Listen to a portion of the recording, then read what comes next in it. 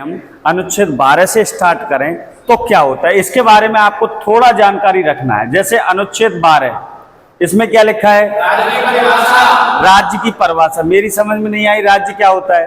राज्य का मतलब ऐसी संस्थाएं जिसको राज्य का रूप दिया गया है, जैसे संसद है, विधानसभाएं, कुछ बड़ी बड़ी कंपनियां हैं, इसमें आ जाएंगे।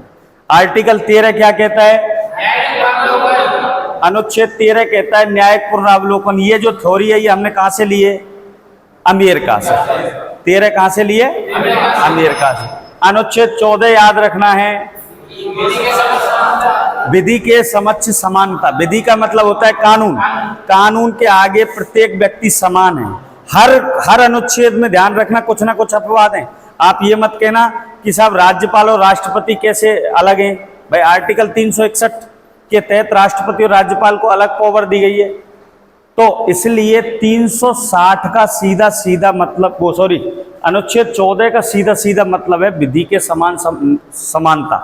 कानून के आगे सभी बराबर है। किसी ने मर्डर किया, गरीब ने मर्डर किया, ऊंची जाति ने किया, नीची जाति ने किया, सजा सबकी बराबर। इसी में आपको मैंने बताया ये जो विधि के समक्ष समानता है, ये तो हमने लिए ब्रिटेन से। ये थ्योरी कहां से लिए?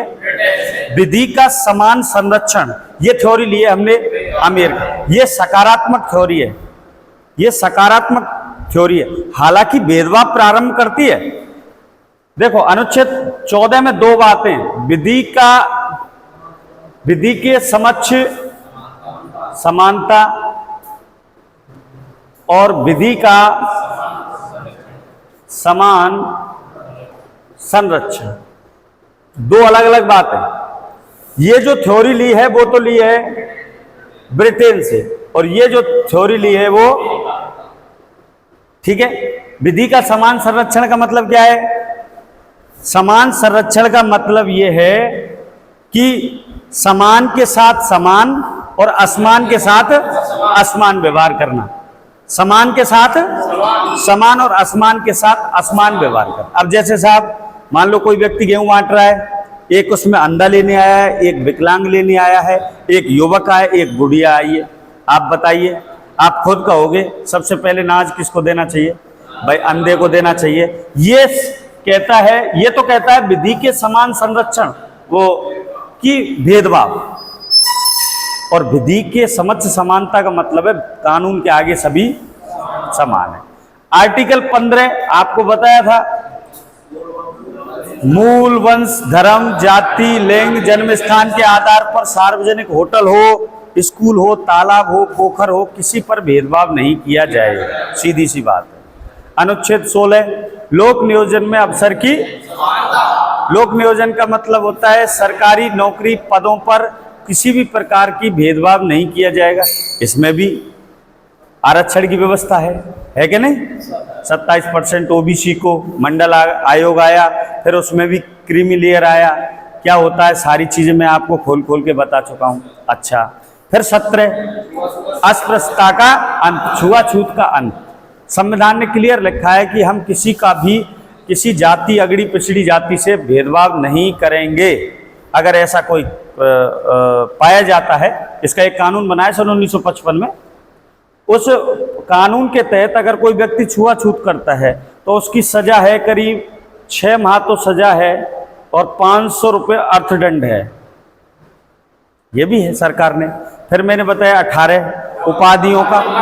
कोई भी व्यक्ति विदेश से कोई भी उपाधि धारण नहीं करेगा, पहली बात तो विदेशी उपाधि धारण नहीं करेगा। दूसरी बात, शिक्षा और सेना को छोड़कर कोई भी उपाधि का प्रयोग नहीं करेगा अपने नाम के आगे।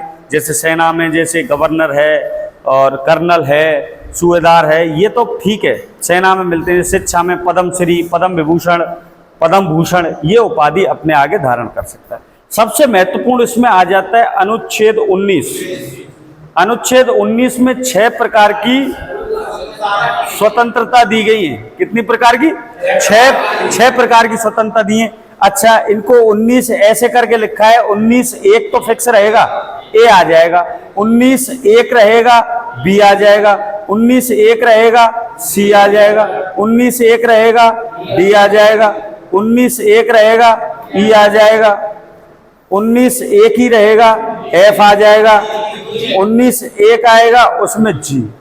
ये फिलहाल इसमें संपत्ति का अधिकार था, वो वर्तमान में संपत्ति का जो स्वतंत्रता है, संपत्ति अर्जन करने की स्वतंत्रता है, वो बंद कर दें। ठीक है, अब आपको ये ध्यान रखना है, ये 6 प्रकार की स्वतंत्रता हमारे संविधान ने प्रत्येक नागरिक को दी है। सबसे पहला जो है उसमें है वाक एवं अभिव्यक्ति की स्वतंत्रता, यानी कि बोलने की, अपने विचार को प्रकट करने की। भारत में आपको स्वतंत्रता है, आपको रोक नहीं सकता है कोई। आर्टिकल ये देखो, फिर बी में शांतिपूर्ण सम्मेलन, बिना हथियार के आप कहीं भी किसी जगह शांतिपूर्ण सम्मेलन कर सकते हैं। ये आप धरना दे सकते हैं, विरोध प्रदर्शन कर सकते हैं, जुलूस निकाल सकते हैं, लेकिन हड़ताल का अधिकार नहीं है। सरकार ने स्पष्ट तौर पर लिखा हुआ संविधान में कि हड़ताल का अधिकार नहीं है। क्यों? क्योंकि हड़ताल जो होती है उसमें सरकारी जो काम होते हैं वो बंद होते हैं। बाकी आप जुलूस निकालेंगे, धरना देंगे, उसमें सरकार के काम सुचारू रूप से चलते रहते हैं। हड़ताल में देखो, रेलवे की हड़ताल देखी होंगी, बसों की हड़ताल देखी होंगी, पहले वो सारे ड्राइवर उस काम को बंद करके एक जगह पे पूरे देश में आ जाते हैं, जिससे पूरे देश का माहौल और परिवहन व्यवस्था समाप्त हो। इसलिए हड़ताल का अधिकार नहीं है। तीसरा है संघ बनाने, कोई भी संघ या संगम बनाने का अधिकार तीसरे में आ जाएगा, यहां आ जाएगा संघ या संगम। चौथे में क्या है? किसी भी राज्य में घूमने फिरने की, लेकिन इस पर भी सब पे प्रतिबंध है। कहीं कर्फ्यू लग रहा है, आप सीना तान के जा रहे हैं, साहब मैं तो घूमूंगा, मुझे तो अधिकार मिला हुआ है, घूम सकते हो क्या? नहीं, सेना का कानून है, कर्फ्यू है, आप नहीं, इसमें भी प्रतिबंध लगा।